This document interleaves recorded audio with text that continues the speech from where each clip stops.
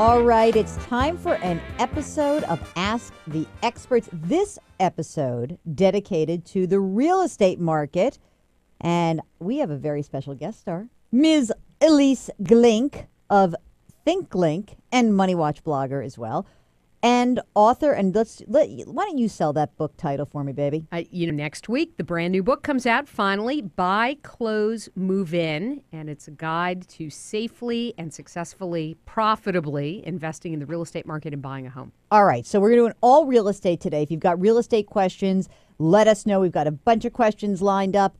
And we just want to remind you that this live webcast is sponsored by Charles Schwab.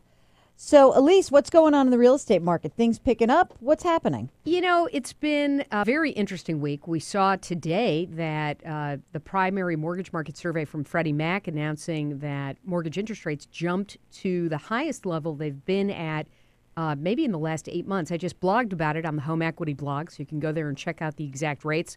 But it looks like a 30-year mortgage rate, fixed-rate mortgage is now about 5.25%, and then there's a 0.6% fees on top, so a grand total of about 5.35%. Now, Jack Otter, who is real estate maven extraordinaire, what was your refi price there? What was your rate? 4 7/8. Okay, come on. Thank you. Is a guy Thank you for bringing that up. Thank you very much. Very nice. That's very nice. I have to say that I got a 15-year at 4 1/4. We weighed that. Jill Right? and I talked about it. Yeah. I made him go for the 30-year. And probably that will have been, when history is written, Yes. that will have been the better choice, but at least I can sleep at night and know that. I think sleeping at night is underrated by a lot of people. I think a good night's sleep is very important, and if that helps you, I think it's a great choice. Elise, so the mortgage rates ticking up.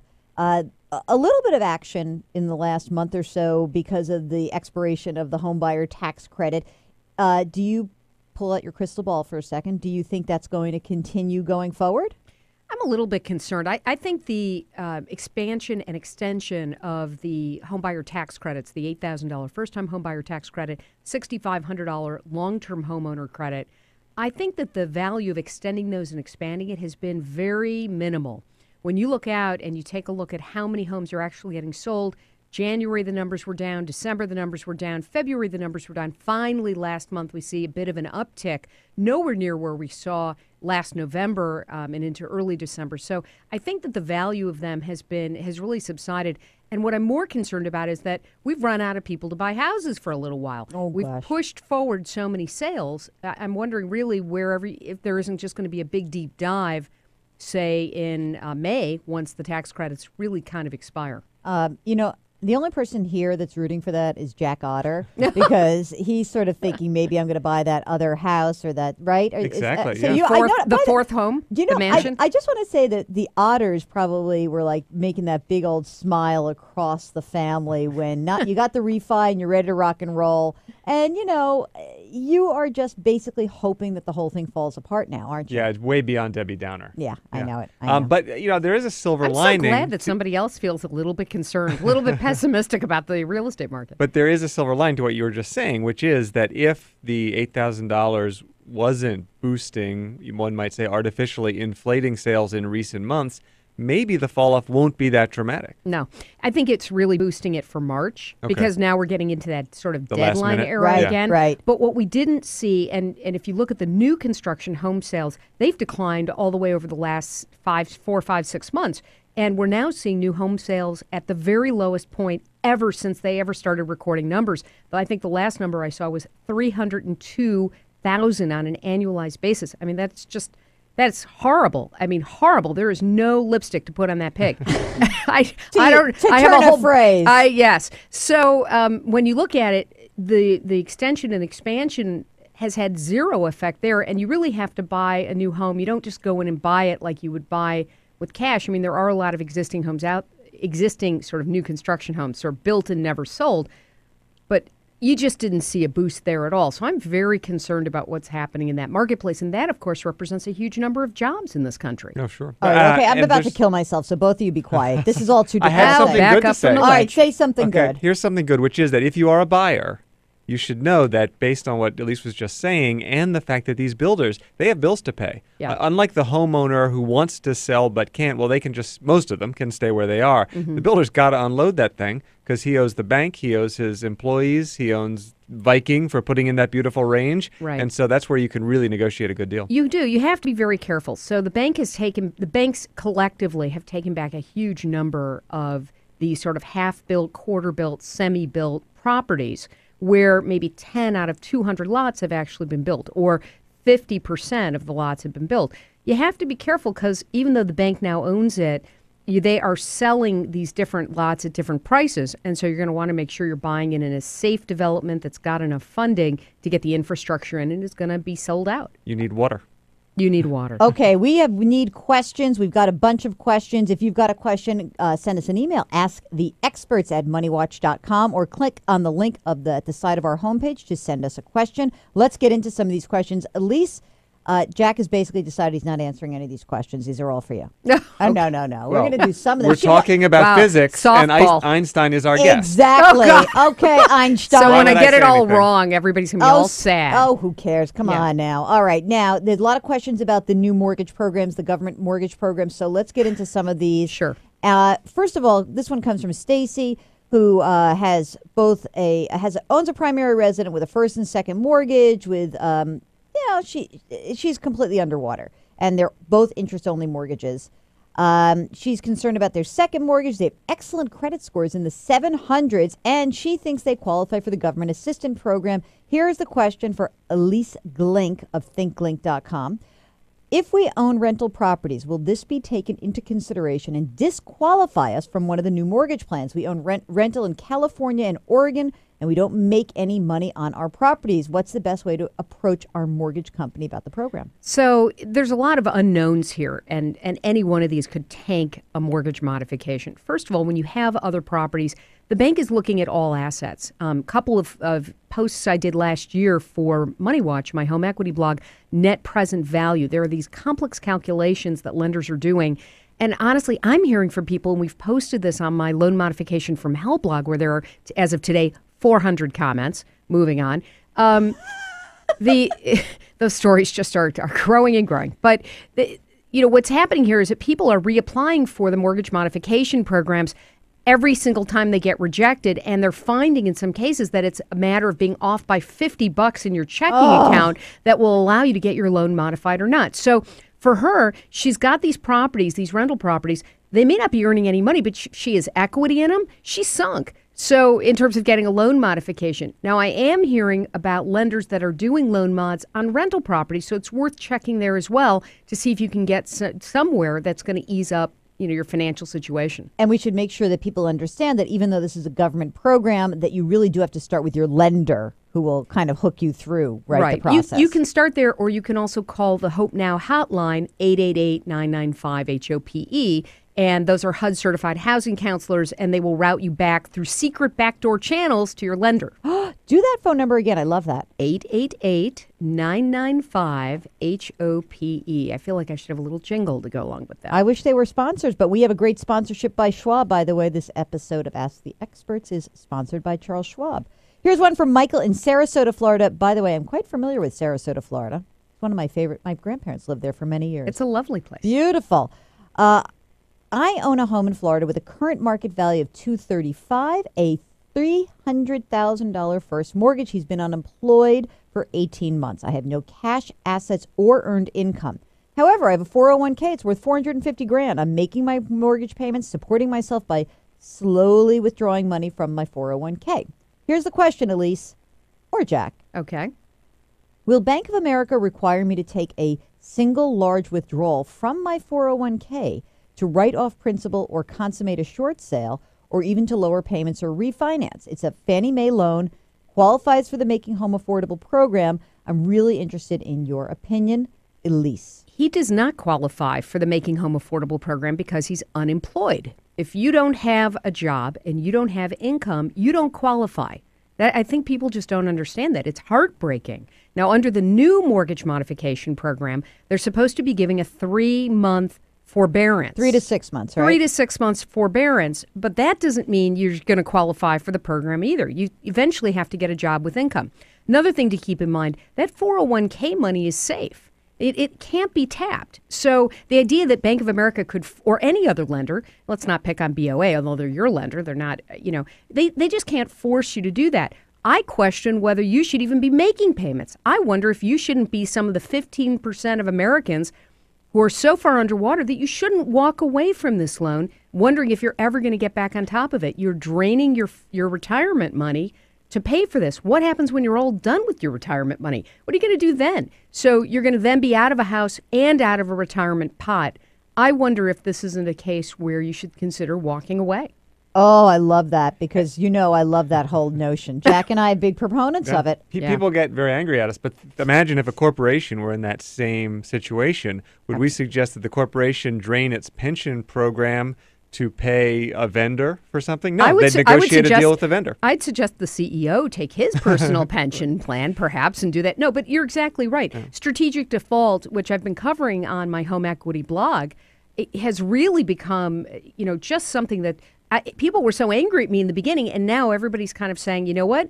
I'm thinking this isn't such a bad idea, as more and more media have kind of caught on to the idea that, well, companies are doing this. Why shouldn't people be able to take advantage of the terms that are actually in their loan documents? Okay, by the way, when I did that on the early show, I got the most enormous pile of hate mail from people saying that I was un-American. Elise says I'm a very big patriot. So I think you're a patriot. Come on. I'm waving the flag for you. All right, we got some more questions here.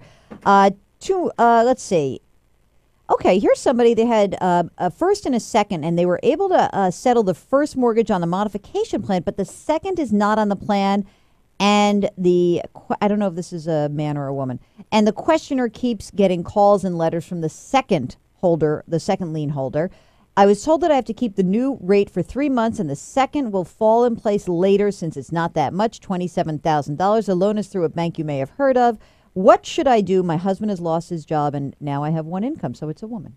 All right. Well, so this has been a perennial problem. The second lenders have totally gotten, I can't think of a nice family-friendly word for this, but messed up here, screwed over, because what ends up happening is the primary lender will take back the loan or they restructure, and the secondary lenders get nothing. But under the Obama plan, second lenders are supposed to be getting a payment if they modify these loans. And I think what's happening is lenders are figuring out that they just don't have to do that, and the $3,000 or $1,500 they're going to get from the Making Home Affordable plan isn't worth it, and they might get more if they just hold out. And so people are getting the first loans modified in a very small number of cases, by the way. And the second lenders are just kind of hanging in there thinking, I don't know what, that their money's going to come back and flowing, people will get jobs, and they'll start making those payments again. And I just think it's a big, big problem. All right, Jack, I got a question for you. Yes, Here it ma'am. is. I don't know this person's name, but it's a good question. My girlfriend and I are moving in together. We both own our homes, and neither of us is underwater. She sounds very good looking if she's not underwater. She will. But she looks good underwater, too. Exactly. So I've heard. She will try to sell her house. Should she try to sell her house now or rent it a while and maybe sell it later? Well, my feeling is that if she's not emotionally attached to it, the question is, do you want an asset that can have pipes bursting, that can have a leaky roof, that you have to chase tenants for their rent payments? Or would you rather have an asset that you could sell whenever you need to, that you could diversify? My bias is obvious here. I would sell the house and invest that money in whatever smart way you want to for whatever you plan to use it for. Now, Elise Glink, who is also known as Ethel Mertz, because she owns rental property in her life. That's a reference for you young kids at CNET watching. Ethel Mertz was the neighbor on I Love Lucy, and she owned the building. Okay, Ethel, what do you want to do? You want them to rent it, or do you want them to sell the house? Listen, if you can rent, I think you want to rent. Why? I mean, it's obvious. The longer you can postpone having to sell an asset that's underwater, the longer the opportunity you have for that asset to grow in value. So if you can rent it, great. But I was sharing with Jack before we started the podcast today that the new numbers that were released yesterday show that 1.2 million households have been lost in the year from 2005 to 2008. And in 2009, they suspect, although the data isn't out yet, that the number's going to look even worse. Now, you lose 1.2 million households, and you get in the same time that you gain 3.5 million people in the population. So what you're seeing is a dramatic loss of household formation, and that's why the rental markets have been so soft as the housing markets. So while you might say, Jack, you were talking about how that'll be like pent-up demand someday, and I think someday is right when people get jobs, you may have a hard time selling and you may have a hard time renting. I still think it's a good idea to try and bring in some income if you can't sell. All right. I'm with you, Jack. I'm lazy. I would never, but if you Well, can they have do to it. run the numbers and see how Right. much they could get in rental income. What's it going to cost to carry the property? Right. I mean, but if you're not renting it and it takes a year to sell and you're carrying that property vacant for a year. Then Disaster. Absolutely. Yeah, absolutely Okay. get some income. So you have to really figure out how long it's going to take to sell. And really, I think, market times now are really like 9 months to a year in some places, 2 years in others. Wow. The stuff just still in some cases isn't selling, especially if you've got a ton of foreclosures in the area. All right. Speaking about selling, Kristen in New Jersey asks that my husband and I are trying to sell our home ourselves, the FISBO for sale by yes. owner, right? Mm-hmm. We figure we're already going to get less for the house than we'd like. Why turn over several thousand more dollars to a real estate agent? I was going to use a modifier, but I decided not to since Elise's mother and my mother are both realtors. Elise, why hire a realtor? About 20% of Americans are able to sell on their own without, the aid of an agent. Are they actually getting a better deal? I don't know. They might think they are. Are they selling for every last penny they could? Are they getting as many buyers as possible to see the property? One way to kind of split the difference, and I've personally done this, is, of course, to list it yourself but cooperate with agents. So you pay a half commission, 3%, to an agent, maybe even pay 3.5%. So you're saving a little, but you're not paying out as much as you would with a full commission. And then all of those agents are motivated to make sure your house gets sold. Right now, it's a numbers game. You do not want to do anything that excludes buyers from coming through the front door. And the way to do that is to open it up and make sure that every agent knows, because they represent the 80% of buyers out there who aren't buying unassisted.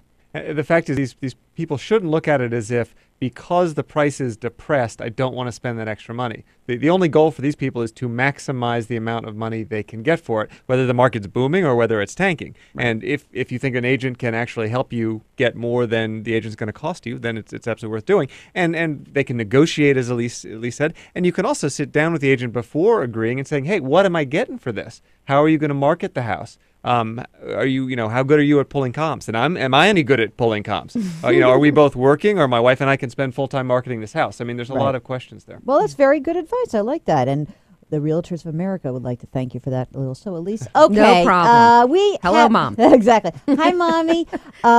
If my mother could actually figure out how to stream video, this would be great. Right. Let's move on to our next question. It's from Holly. We have a property that's been on the market for 3 years, and in the recent months, we have qualified for a short sale. Now, remember, gang, this is a little Jill speaking here. Short sale, you actually have to sell the house to somebody, then get your mortgage company to say, okay, it's fine, you sold the house for less than what's owed on the mortgage. Okay. They're having no luck selling the home, and we're on the verge of foreclosure. All the payments are up to date. Elise, should they be considering the deed in lieu, which is part of the new home modification program just released in the last week or so? Why are they on the verge of foreclosure if all their payments are up to date? What I was wondering. Yeah. Do we know? No, but I'm thinking they feel like they can't make any more payments. I'm so tired of making payments. I think I wonder if that means that they maybe they've drained their savings. Let's assume that they have no money left. All right. So if they don't have any money left, the next thing that's going to happen is they're going to stop making payments altogether, and then the bank is going to realize that if they don't take the short sale, where maybe they're getting 80% of the value of the mortgage, they're going to let it go to foreclosure, which means they'll get 20% of the value of the mortgage, or 30%. Why banks haven't woken up and understood that if they don't do a short sale, it's going to go to foreclosure, I'm really not sure. But I think part of it is they don't want to take more inventory back onto the bank's books. And with a short sale, you're actually having to write off bad debt. And that's another thing they don't really want to do. So I think that's it. Short sales have just become, again, a nightmare. So the Obama administration has stepped up with another By plan. the way, Elise is from Chicago, so she's obviously a lover of this entire administration. She's friends with everyone there, for God's sakes, right? I don't know anybody in the administration. I'm so bummed. All right. Although I will, in the interest of full disclosure, say that when Obama was a senator, and a new senator, because he just stepped in, we took our then very little kids to Washington, D.C., and he arranged for his office arranged for us to have a tour of the White House. Okay, let's But just say that I don't Elise know. is That's best about friends as of Obama's. There you go. Okay, she and Michelle Even went out to her lunch. kids are. That's I know about it. as close as I come my to actually God. knowing the Obamas. But I have to say that the plans just simply have not been working. All of them have not been working, which is why we keep seeing new iterations of them. Now, supposedly short sales as of, I think it is today or yesterday. Yesterday, I think. Yesterday. The new short sale plan went in with more money to the lenders. I think they upped it from $1,500 to $3,000. It's all supposed to happen. You're supposed to get a yes or a no in 30 days. I just got an email from somebody saying it's supposed to be in 30 days, and yet my lender just told me they won't know from 45 to 60 days whether or not my short sale's approved. What gives? So the answer is these are all new programs, and we're day one in. I have no idea if this latest plan is going to work. But I have to say that unless you make the banks do it, and there's some real teeth to it, I don't see these plans necessarily working any better than the last Right. set. So what Elise is saying, which I think is very important, is that these are not compulsory plans. In other words, the administration is saying we would love lenders to do this, and we will incent buyers and sellers and lenders and all those folks. We're going to try to incent them and pay them off a little bit, but they don't have to. So you still are really at the mercy of the kindness of your banker. Yeah, I'm a little concerned. We did see that Citigroup's people all apologize today for their role in the, causing the entire meltdown. But does that mean that you're going to get Citi to refi and do your short sale faster? We'll see. Yeah. I don't think they want to record this on the books. I think that's one don't. of the biggest problems. But I'm a big fan of short sales. Everybody feels pain, which is how it should be. Yeah. And we get back to a market price. People are going to purchase the property who can actually afford it. It's interesting. Sheila Bair was on, I don't know, some CNN or something yesterday talking about how there are 800 banks in trouble. It's about a tenth of all the banks in this country right now. And I have to think number one on her list is all the commercial property that has yet to be written down. But number two has to be all of these residential properties, and I'll even call it quasi-residential, the developer properties that are still out there that haven't moved on it. I think you're exactly right. When banks have to start writing this stuff down, their capitalization ratios go all out of whack, and we end up with more banks failing and people getting in bigger trouble. So there's a lot of concern. And Well, I wanted just to thank Elise for saying capitalization ratio on Ask the Experts. That's a It special makes me treat, sound right? smart. Because we're going to have to wrap up. Jack, last comment. Fiduciary. Oh, nice! I love Yeah. that. Jack Otter is what are you again? Executive editor. Executive editor of MoneyWatch.com. Elise Glink, say the name of that book again, baby. Buy, close, move in. It's your guide. We'll show you the way home. Elise Glink is a Money Watch blogger as well, and you got to go check her stuff out. It's awesome. This episode of Ask the Experts was sponsored by Charles Schwab. We love our people from Charles Schwab. The music is sponsored by Megan, our producer, and Roland, who is running the board. We want to thank both of them as always. And never better than ending with, David sounds Byrne. like David Byrne and the Talking Heads. Sounds very good to me. Ooh, nice. Thanks for tuning in. We'll see you next week.